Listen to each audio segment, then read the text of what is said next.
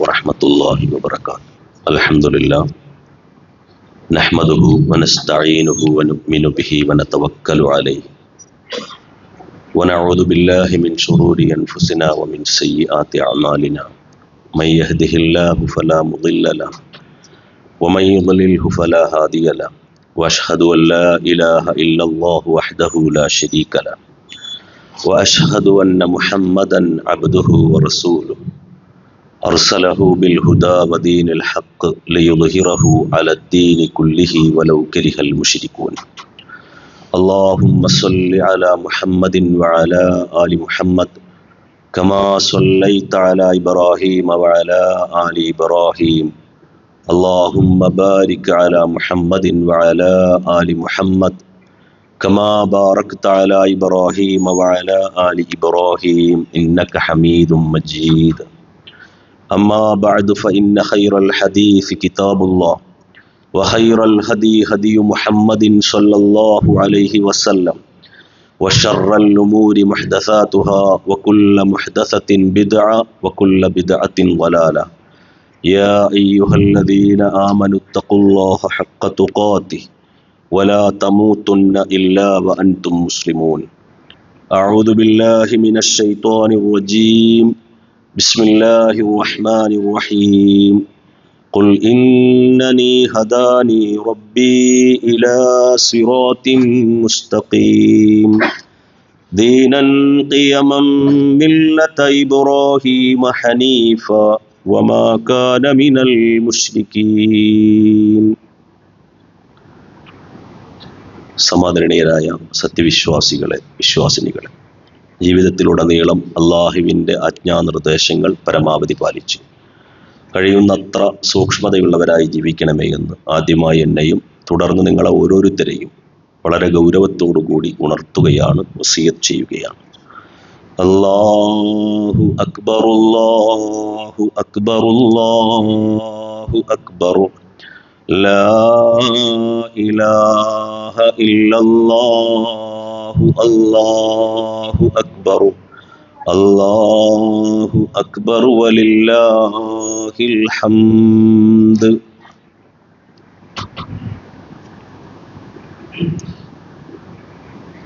ത്യാഗത്തിൻ്റെയും സമർപ്പണത്തിൻ്റെയും സ്മരണ പുതുക്കി വിശ്വാസികൾ ഇന്ന് ബലിപെരുന്നാൾ ആഘോഷിക്കുകയാണ്. ഇബ്രാഹിം നബി അലൈഹിസ്സലാത്തു വസ്സലാമയുടെയും അദ്ദേഹത്തിൻ്റെ കുടുംബത്തിൻ്റെയും ജ്വലിക്കുന്ന സ്മരണകൾ അയവിറക്കപ്പെടുന്ന ഈ ഒരു സന്ദർഭത്തിൽ അദ്ദേഹത്തിൻ്റെ ജീവിതവുമായി ബന്ധപ്പെടുത്തി എൻ്റെയും നിങ്ങളുടെയും ഒക്കെ ജീവിതത്തിൽ നമ്മൾ പുലർത്തേണ്ട ഏതാനും ചില സന്ദേശങ്ങൾ നിങ്ങളുടെ ശ്രദ്ധയിൽപ്പെടുത്തുകയാണ്. ഇബ്രാഹിം നബിയുടെ ജീവിതത്തിൻ്റെ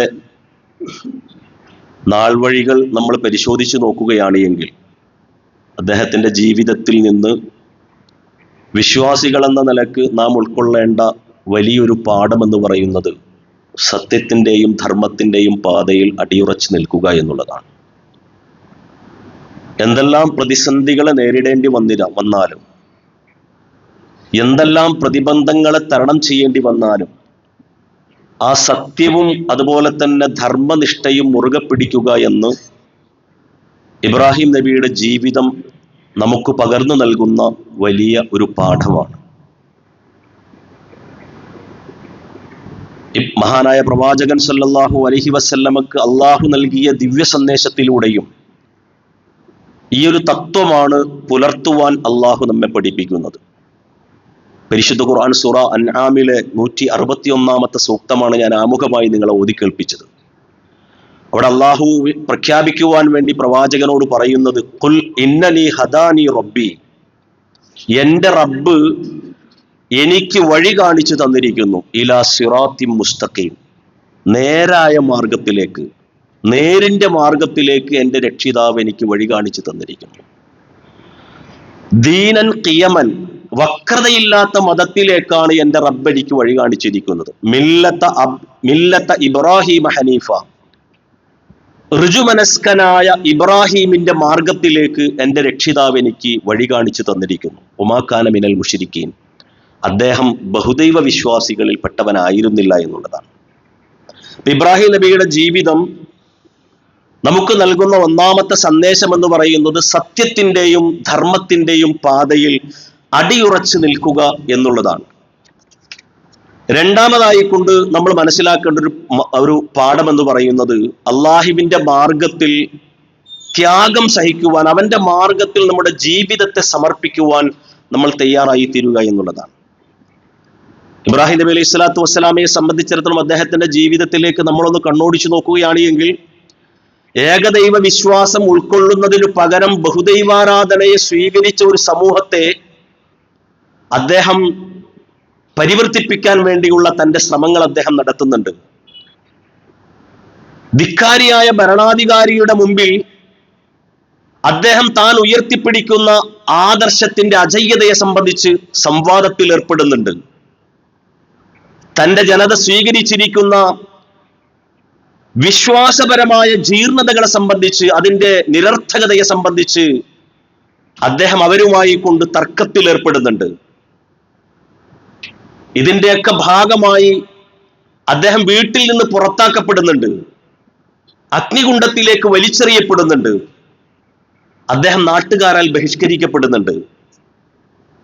ഈ വെല്ലുവിളികളെയൊക്കെ നേരിടേണ്ടി വന്നിട്ടും അദ്ദേഹം സത്യത്തെ മുറുകെ പിടിക്കുകയും അള്ളാഹുവിന്റെ മാർഗത്തിൽ സ്വന്തം ജീവിതത്തെ സമർപ്പിക്കുവാൻ അദ്ദേഹം തയ്യാറായി തീരുകയും ചെയ്തു എന്നുള്ളതാണ്. ദൈവമാർഗത്തിൽ തന്റെ പുത്രനെ പോലും ബലിയെറുക്കുവാൻ അദ്ദേഹം സന്നദ്ധനായി എന്നുള്ളതിന്റെ തെളിവാണ് ഈ പെരുന്നാൾ അറിയപ്പെടുന്നത്. പോലും ബലി പെരുന്നാൾ എന്ന പേരിലാണ് ഇത് അറിയപ്പെടുന്നത്. സ്വന്തം മകനെ പോലും അള്ളാഹുവിന്റെ മാർഗത്തിൽ ബലി കൊടുക്കാൻ അദ്ദേഹം സന്നദ്ധനായി തീർന്നു എന്നുള്ളതാണ്. അപ്പൊ അദ്ദേഹം പ്രകടിപ്പിച്ച ആ ത്യാഗ സന്നദ്ധതയും ആ സമർപ്പണ മനോഭാവവും അള്ളാഹുവിന്റെ ദീനിന്റെ മാർഗത്തിൽ പിന്തുടരുവാൻ ഞാനും നിങ്ങളും ഒക്കെ ബാധ്യസ്ഥരാണ് എന്നാണ് അദ്ദേഹത്തിന്റെ ജീവിതം നമുക്ക് പകർന്നു നൽകുന്ന മറ്റൊരു പാഠം. മൂന്നാമത്തെ ഒരു പാഠം എന്ന് പറയുന്നത് എല്ലാത്തിനേക്കാളും ഉപരിയായിക്കൊണ്ട് അള്ളാഹുവിന്റെ താല്പര്യങ്ങൾക്ക്, അള്ളാഹുവിന്റെ കൽപ്പനകൾക്ക് പ്രഥമ പരിഗണന നൽകുക എന്നുള്ളതാണ്. പ്രഥമ പരിഗണന അള്ളാഹുവിന്റെ താല്പര്യങ്ങൾക്കും അള്ളാഹുവിന്റെ കൽപ്പനകൾക്കും. അദ്ദേഹത്തിന്റെ ജീവിതത്തിലൂടെ അദ്ദേഹത്തിന് സാധ്യമായി തീർന്നത് അദ്ദേഹത്തിന്റെ മനസ്സിൽ അള്ളാഹുവിന് നൽകിയ സ്ഥാനമാണ്, അദ്ദേഹത്തിന്റെ മനസ്സിൽ അള്ളാഹുവിനോടുണ്ടായിരുന്ന സ്നേഹമാണ്. ആ സ്നേഹത്തിന് ഉപരിയായി മറ്റൊന്നും അദ്ദേഹത്തിന് ഉണ്ടായിരുന്നില്ല. എല്ലാ സ്നേഹങ്ങൾക്കും എല്ലാ ബന്ധങ്ങൾക്കും ഉപരിയായി കൊണ്ട് അള്ളാഹുവോടുള്ള സ്നേഹത്തെയും അള്ളാഹുവോടുള്ള ബന്ധത്തെയും അദ്ദേഹം കാത്തു സൂക്ഷിച്ചു എന്നുള്ളതാണ്. അദ്ദേഹത്തിന്റെ മകനെ ബലിയെറുക്കാൻ അദ്ദേഹം സന്നദ്ധനായത് അള്ളാഹുവിനോടുള്ള അദ്ദേഹത്തിന്റെ ബന്ധത്തിന്റെയും അദമ്യമായ സ്നേഹത്തിന്റെയും അടയാളമായി കൊണ്ട് ചരിത്രം നമുക്ക് പരിചയപ്പെടുത്തി തരികയാണ്. എന്റെയും നിങ്ങളുടെയും ഒക്കെ ജീവിതത്തിൽ എല്ലാ താല്പര്യങ്ങൾക്കും മുകളിൽ അള്ളാഹുവിന്റെ താല്പര്യങ്ങളെ സ്ഥാപിക്കാൻ, പ്രതിഷ്ഠിക്കാൻ എനിക്കും നിങ്ങൾക്കും ഒക്കെ സാധ്യമായി മാറേണ്ടതുണ്ട്. അത് നമ്മുടെ മക്കളായിരുന്നാലും, നമ്മുടെ ഭാര്യയായിരുന്നാലും, നമ്മുടെ ബന്ധുക്കളായിരുന്നാലും, നമ്മുടെ ഉപജീവന മാർഗമായിരുന്നാലും, നമ്മുടെ വീടായിരുന്നാലും, എല്ലാത്തിനേക്കാളും ഉപരിയായിക്കൊണ്ട് അള്ളാഹുവിനോടുള്ള സ്നേഹത്തെയും അള്ളാഹുവിനോടുള്ള ബന്ധത്തെയും നമുക്ക് കാത്തു സൂക്ഷിക്കാൻ കഴിയേണ്ടതുണ്ട് എന്നുള്ളതാണ്. ഇബ്രാഹിം നബിയുടെ ജീവിതം നമുക്ക് പകർന്നു നൽകുന്ന മറ്റൊരു പാഠം അതാണ്. ഒറ്റൊരു സന്ദേശം കൂടി നിങ്ങളുടെ ശ്രദ്ധയിൽപ്പെടുത്തട്ടെ. ഈ ബലിപെരുന്നാൾ നമ്മളോട് വിളിച്ചു പറയുന്നത് മാനവികതയുടെ സന്ദേശമാണ്. ജാതിയുടെയും മതത്തിന്റെയും തൊഴിലിന്റെയും ഒക്കെ പേരിൽ ജനങ്ങൾക്കിടയിൽ വിഭാഗീയത തീർത്ത് അതിലൂടെ അധികാരത്തിലെത്താനും ആ അധികാരം നിലനിർത്താനും ഒക്കെയുള്ള വലിയ ശ്രമങ്ങൾ നടന്നുകൊണ്ടിരിക്കുന്ന ഈ ഒരു കാലഘട്ടത്തിൽ ഇസ്ലാം ഉയർത്തിപ്പിടിക്കുന്ന മാനവികതയുടെ സന്ദേശങ്ങൾ നമുക്ക് വലിയ പാഠമായി മാറേണ്ടതുണ്ട്. നമ്മളെല്ലാവരും ഒരുപാട് കേട്ട ചരിത്രമാണ്. ആയിരക്കണക്കിന് സഹാബികളെ സാക്ഷി നിർത്തി അറഫയിൽ വെച്ച് അള്ളാഹുവിന്റെ പ്രവാചകൻ പ്രഖ്യാപിക്കുന്ന ഒരു പ്രഖ്യാപനമുണ്ട്. ഇന്ന റബ്ബക്കും വാഹിദ്, നിങ്ങളുടെ റബ്ബ് ഏകനായ റബ്ബാണ്. അബാക്കും വാഹിദ്, നിങ്ങളുടെ പിതാവ് ഒരേയൊരു പിതാവാണ്. കുല്ലുക്കും മിൻ ആദം, നിങ്ങളെല്ലാവരും ആദമിൽ നിന്ന് സൃഷ്ടിക്കപ്പെട്ട ആളുകളാണ്. ആദമു മിൻ തുറാബ്, ഈ ആദമാകട്ടെ മണ്ണിൽ നിന്ന് സൃഷ്ടിക്കപ്പെട്ട ആളുമാണ് എന്ന് മഹാനായ പ്രവാചകൻ സല്ലല്ലാഹു അലൈഹി വസല്ലം അവിടെ വെച്ച് പ്രഖ്യാപിക്കുന്നുണ്ട്. നിറത്തിന്റെ പേരിൽ, ജാതിയുടെ പേരിൽ, അതുപോലെ തന്നെ ഈ സമൂഹത്തിൽ നിലനിൽക്കുന്ന എല്ലാവിധത്തിലുള്ള വിവേചനങ്ങളെയും അള്ളാഹുവിന്റെ പ്രവാചകൻ വേരോടെ അടുത്തു നീക്കുന്ന ഒരു പ്രഖ്യാപനമായിരുന്നു അറഫയിൽ വെച്ച് മഹാനായ പ്രവാചകൻ സല്ലല്ലാഹു അലൈഹി വസല്ലം നിർവഹിച്ചത്. ഇവിടെ വെറുപ്പ് ഇളക്കിവിട്ട്, വിദ്വേഷം ഇളക്കിവിട്ട് ആളുകൾക്കിടയിൽ വിഭാഗീയത സൃഷ്ടിക്കാനുള്ള ബോധപൂർവമായ ശ്രമങ്ങൾ നടക്കുന്ന ഈ ഒരു സന്ദർഭത്തിൽ മഹാനായ പ്രവാചകൻ സല്ലല്ലാഹു അലൈഹി വസല്ലം നമുക്ക് പഠിപ്പിച്ചു തരുന്ന, മഹാനായ പ്രവാചകൻ സല്ലല്ലാഹു അലൈഹി വസല്ലം നമുക്ക് പകർന്നു തന്ന ഈ മാനവികതയുടെ സന്ദേശം നമുക്ക് വലിയ പാഠമായി മാറേണ്ടതുണ്ട്. നമ്മുടെ രാജ്യത്തിന്റെ സമാധാനം എന്ന് പറയുന്നത് വളരെ പ്രധാനപ്പെട്ട ഒരു കാര്യമാണ്. ഒരു സമൂഹത്തിന്റെ നിലനിൽപ്പ് തന്നെ നിർഭയത്വവും അതുപോലെ തന്നെ സുഭിക്ഷതയും ആശ്രയിച്ചിട്ടാണ് ഒരു സമൂഹത്തിന്റെ നിലനിൽപ്പ് തന്നെ. ഇന്ന് നമ്മുടെ സമൂഹത്തിൽ ഈ ഒരു സമാധാനമാണ് തകർക്കപ്പെട്ടുകൊണ്ടിരിക്കുന്നത്. സ്വന്തം രാജ്യത്തിന്റെ വിസ്തൃതി വർദ്ധിപ്പിക്കുവാനും സ്വന്തം കച്ചവട താല്പര്യങ്ങളെ മുന്നിൽ നിർത്തിക്കൊണ്ടും ആയുധ കച്ചവടങ്ങളൊക്കെ നടത്തുവാൻ വേണ്ടി രാജ്യങ്ങൾ മറ്റു രാജ്യങ്ങൾക്കുമേൽ അതിക്രമങ്ങൾ നടത്തിക്കൊണ്ടിരിക്കുക. ഇന്നും നമ്മൾ പത്രത്തിൽ വായിച്ച ഈ പെരുന്നാൾ ദിനത്തിൽ പോലും ലെബനോനിൽ ശക്തമായ ആക്രമണങ്ങൾ അഴിച്ചുവിട്ട വാർത്തകളും ചിത്രങ്ങളും ഒക്കെ നമ്മൾ പത്രങ്ങളിലൂടെ വായിച്ചിട്ടുണ്ടാകും. സമാധാനമാണ് ഇസ്ലാം ഉയർത്തിപ്പിടിക്കുന്ന ഏറ്റവും പ്രധാനപ്പെട്ട ഒരു തത്വം എന്ന് പറയുന്നത്. മഹാനായ ഇബ്രാഹിം നബി അലൈഹി സ്വലാത്തു വസ്സലാമയുടെ ജീവിതത്തിലും ഈ സമാധാനം നിലനിന്ന് കാണുവാനുള്ള അദ്ദേഹത്തിന്റെ അധമ്യമായ താല്പര്യവും അതിനുവേണ്ടിയുള്ള അദ്ദേഹത്തിന്റെ കരകളഞ്ഞ പ്രാർത്ഥനയും അദ്ദേഹത്തിന്റെ ജീവിതത്തിലൂടെ നമുക്ക് വായിക്കാൻ സാധിക്കും. ഇബ്രാഹിം നബി അലൈഹി സ്വലാത്തു വസ്സലാം പ്രാർത്ഥിക്കുന്നുണ്ട്. 2-ാം അധ്യായം സൂറ അൽ ബഖറയിലെ 126-ാമത്തെ വചനത്തിലൂടെ അള്ളാഹു നമുക്ക് പരിചയപ്പെടുത്തി. ഇബ്രാഹിം നബി അലൈഹി സ്വലാത്തു വസ്സലാം പ്രാർത്ഥിച്ച സന്ദർഭം, അള്ളാഹുവേ ഈ നാടിനെ നിർഭയത്വമുള്ള ഒരു നാടാക്കി തീർക്കണം. സമാധാനം നിലനിന്ന് കിട്ടാൻ വേണ്ടി ഇബ്രാഹിം നബി അലൈഹി സ്വലാത്തു വസ്സലാം പ്രാർത്ഥിക്കുകയാണ്. ഈ ഒരു കാലഘട്ടത്തിൽ ഈ ഒരു പ്രാർത്ഥനയുടെ പ്രസക്തി വളരെ വലുതാണ് എന്ന് നമ്മൾ ഓരോരുത്തരും തിരിച്ചറിയേണ്ടതുണ്ട്. ഈ നാട്ടുകാരായ ആളുകൾക്ക് നീ വിഭവങ്ങൾ നൽകണമേ, സുഭിക്ഷത നൽകണമേ എന്ന ഇബ്രാഹിം നബി അലൈഹി സ്വലാത്തു വസ്സലാമയുടെ പ്രാർത്ഥന ഈ ഒരു കാലഘട്ടത്തിൽ വളരെ പ്രസക്തമാണ്. യുദ്ധവും അതുപോലെ തന്നെ ഇന്ധന വിലവർധനയും ഒക്കെ നമ്മുടെ നിത്യജീവിതത്തിൽ വരുത്തിയിരിക്കുന്ന പ്രയാസങ്ങളും അതുപോലെ തന്നെ പ്രതിസന്ധികളും ഒക്കെ എത്രത്തോളമാണ് എന്ന് തിരിച്ചറിഞ്ഞുകൊണ്ട് ഈ പ്രാർത്ഥനയുടെ പ്രസക്തി നമ്മൾ ഓരോരുത്തരും മനസ്സിലാക്കേണ്ടതുണ്ട്. നമ്മുടെ രാജ്യത്ത് സമാധാനപരമായ ഒരു അന്തരീക്ഷം നിലനിന്ന് കിട്ടുവാൻ വേണ്ടി നമ്മളിപ്പോൾ അനുഭവിച്ചു കൊണ്ടിരിക്കുന്ന ഈ സുഭിക്ഷത നമുക്ക് നിലനിന്ന് കിട്ടുവാൻ വേണ്ടി നമ്മൾ അള്ളാഹുവിനോട് ആത്മാർത്ഥമായി പ്രാർത്ഥിക്കേണ്ടതുണ്ട്. ഈ ഈദ് നമുക്ക് നൽകുന്ന വളരെ പ്രധാനപ്പെട്ട ഒരു സന്ദേശമാണത്. സമാധാനവും അതുപോലെ തന്നെ സുഭിക്ഷതയും മാനവികതയും സത്യത്തിന്റെ മാർഗത്തിൽ നിലകൊള്ളാനുള്ള നമ്മുടെ മനസ്ഥിതിയും അള്ളാഹുവിന്റെ മാർഗത്തിൽ എന്തും ത്യജിക്കാനും അവന്റെ മാർഗത്തിൽ എന്തും സമർപ്പിക്കുവാനുമുള്ള ഒരു സന്നദ്ധതയും ഒക്കെ ഈ പെരുന്നാൾ ദിനത്തിലൂടെ നമ്മുടെ പ്രതിജ്ഞ പുതുക്കേണ്ട ഒരു സന്ദർഭത്തിലൂടെയാണ് നമ്മൾ കടന്നുപോയിക്കൊണ്ടിരിക്കുന്നത്. വളരെ സമാധാനപരമായ നിർഭയത്വം നിലനിൽക്കുന്ന ഒരു അന്തരീക്ഷം അള്ളാഹു നമുക്ക് പ്രദാനം നൽകി അനുഗ്രഹിക്കുമാറാകട്ടെ.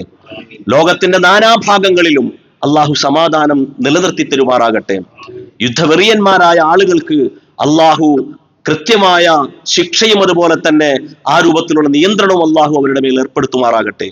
ജീവിതത്തിൽ സംഭവിച്ചു പോയ ചെറുതും വലുതുമായ എല്ലാ തെറ്റുകുറ്റങ്ങളും അള്ളാഹു നമുക്ക് വിട്ടുപുറത്തു മാപ്പാക്കി തരുമാറാകട്ടെ. നമുക്കിടയിൽ രോഗങ്ങളെ കൊണ്ട് പ്രയാസങ്ങൾ അനുഭവിക്കുന്ന എല്ലാ സഹോദരങ്ങൾക്കും അള്ളാഹു ശിഫ പ്രദാനം നൽകി അനുഗ്രഹിക്കുമാറാകട്ടെ. രോഗം നിമിത്തം അവരനുഭവിക്കുന്ന വേദനകളിൽ നിന്നും പ്രയാസങ്ങളിൽ നിന്നും അള്ളാഹു അവർക്കെല്ലാം ആശ്വാസം നൽകി അനുഗ്രഹിക്കുമാറാകട്ടെ.